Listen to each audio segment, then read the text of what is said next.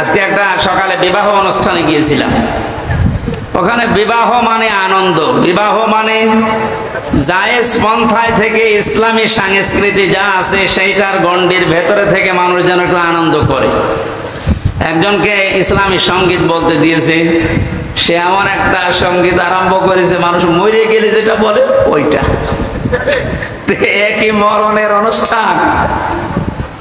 এই জন্য স্থান কাল পাত্র ভেদে কথা বলা দরকার। এই আয়াত থেকে এখন যেটা খুব জরুরি আমরা ওই কথাগুলো তুলে আনার চেষ্টা চালাবো ইনশাআল্লাহ।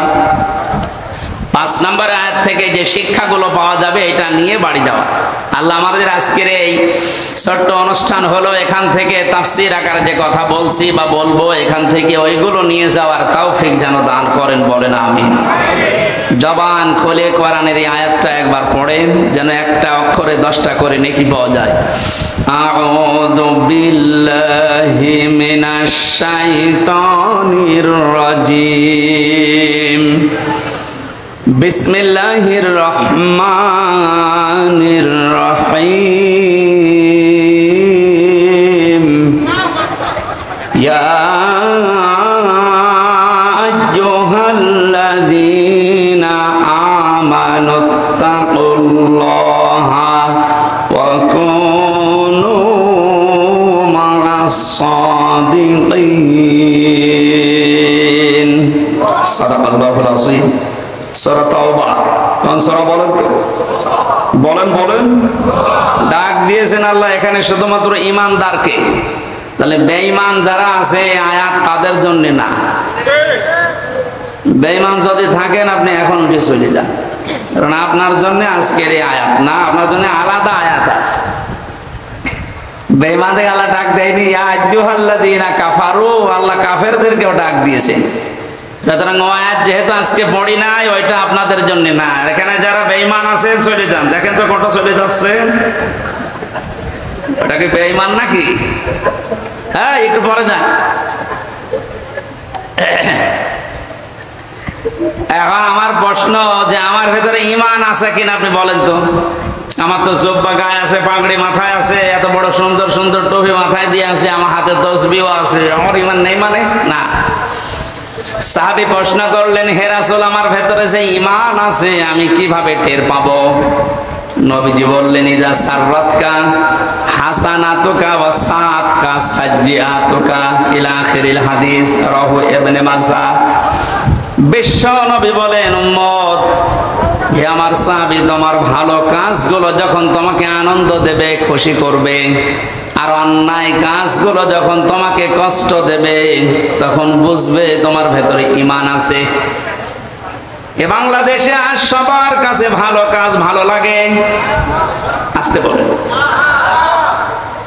খারাপ কাজ যেটা আল্লাহ বিরোধী, সমাজ বিরোধী, এরকম কাজ সবার কাছে খারাপ লাগে। অথচ নামের আগে মোহাম্মদ আছে, নামের শেষে হোসাইন আছে। নামের আগে মোহাম্মদ আছে, নামের পরে হোসাইন আলী লেখা আছে, এর ভেতরে ঈমান আছে না? বিষয়টা এমন না। ভালো কাজ আপনার কাছে ভালো লাগা লাগবে, আর অন্যায় কাজ হলেই সেটা আপনাকে কষ্ট দেবে। যদি আপনি এই থিওরির উপরে থাকতে পারেন আপনার ভেতরে ঈমান আছে, আর এই দুইটার বাইরে গেলে আপনি 14 বার হজ করে আসলে আপনার ঈমান নেই, আপনি বেঈমান। তাহলে এখানে যারা ভালো কাজ ভালো লাগে তারা বসেন, অন্যায় কাজ দেখলে যাদের কষ্ট হয়, ঈমানদারকে আল্লাহ ডাক দিয়ে 2টা আদেশ দিয়েছেন। ইত্তাকুল্লাহ, আমি আল্লাহকে ভয় করো, ওয়া কুনু মা'আস সাদিকিন, আর দুনিয়ায় যারা সত্যবাদী তোমরা তাদের সঙ্গে থাকো। এখানে আদেশ কয়টা বলেন বলেন? এই আদেশ কি হামজার আদেশ? আল্লাহ রাব্বুল আলামিন আমাদেরকে প্রতিনিধি বানিয়েছেন, খলিফা বানিয়েছেন। আল্লাহ নিজে এই কাজটা করলে মানায় না, তার শানের সাথে যায় না। এই জন্য খলিফা হিসাবে মনে করেন আমি সেই কুষ্টিয়া থেকে আল্লাহর খলিফা হয়ে এসেছি। আল্লাহর বান্দাদের সামনে আল্লাহর ওই কথাগুলো অ্যাডভার্টাইজ করছি।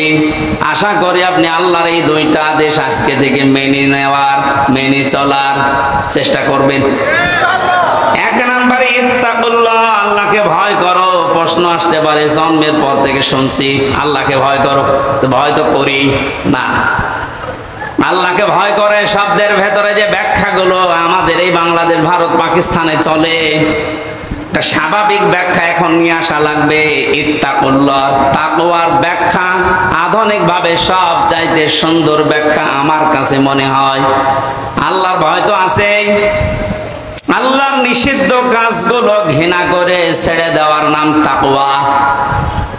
এবং যেই বিষয়ে আমরা আছি দুনিয়াতে, ওই বিষয়ের উপরে দক্ষতা অর্জন করে, ওই বিষয়ের উপরে জ্ঞান অর্জন করে ওটা দুনিয়ায় কাজে লাগানোর নাম তাকওয়া।